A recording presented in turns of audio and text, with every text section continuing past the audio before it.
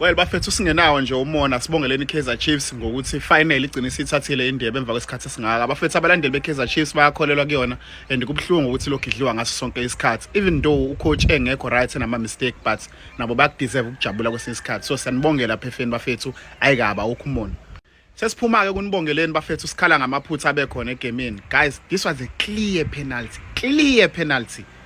Nangu uGulu njani uref emva kwabe igqwa amathing nangu uref phambi kwakhe and the guy was pushed umfukeng yabo wamphusha waluza idirection la abheke ngakhona ibhola wafona ukuattempt ukulikhahlela kodwa melikhahlela wawa ngoba ngenxa yeforce yepush phambi kwakhe uref kuphinde kuzoba uduba kumakhawula straight red card bukani straight red and uref was there ebuka straight red card akusiyona yodwa red card futhi lebe khona egamini straight another straight red card choke slam umuntu egijima umbambe emqaleni guys unguke kanje umsaze phansi egijima guys ngeke hayi South Africa ngeke singadlala lonke ibhola South Africa siliphakamisa izinga lalo but masano ref abanje bafethu